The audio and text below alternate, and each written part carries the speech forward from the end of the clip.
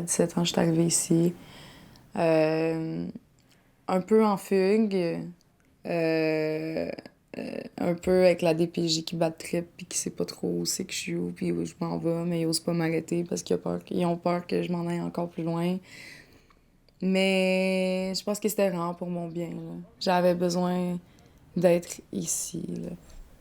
J'ai toujours voulu danser. J'ai entendu quand j'étais jeune toutes les à quel point les filles faisaient de l'argent. La première fois que j'ai entendu le métier de danseuse, c'est une entrevue que j'ai vue qu'il y a des filles qui dansent à Fermont. Au Nord, ils avaient parlé de comment ils faisaient de l'argent par année. Puis je me souviens comment que les gens étaient un petit peu outrés par ça. Les filles qui disent ouvertement, ouais, je fais 250 000 en me montrant nue.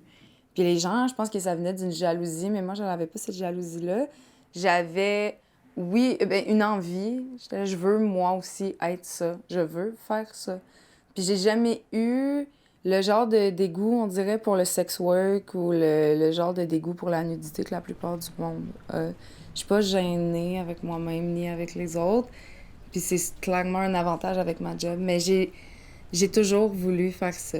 Il y a un niveau... Il y a quand même un niveau de danger, je pense, sur pas mal tous les aspects. Quand tu regardes le niveau financier, il n'y a aucune stabilité, là.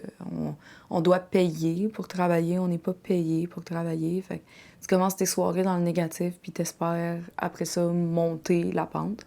Tu dépenses de l'argent pour te maquiller, tu dépenses de l'argent pour te coiffer. Fait qu'il y a un danger que tu dépenses de l'argent qui va peut-être pas revenir. Puis il y a les clients aussi qui sont dangereux, là. Il y a des clients qui peuvent t'attendre en dehors du bar, il y a des clients qui peuvent te suivre.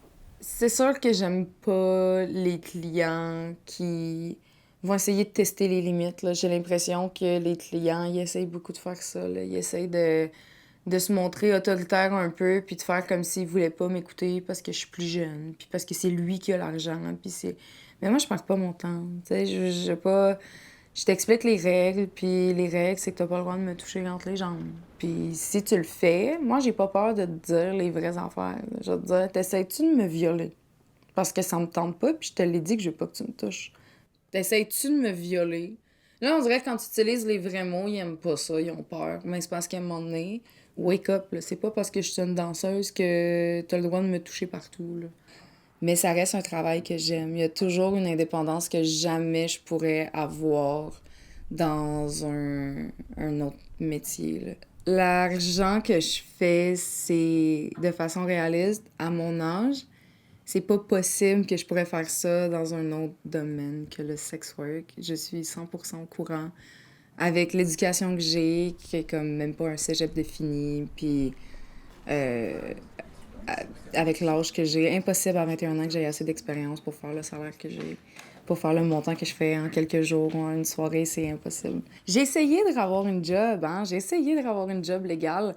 Puis quand tu te fais dire par ta boss, hey, tu peux pas aller voir ton grand-père mourant à l'hôpital parce que tes collègues, ils sont occupés, puis moi, je suis en congé, il va falloir que tu attendes une semaine pour le voir, là.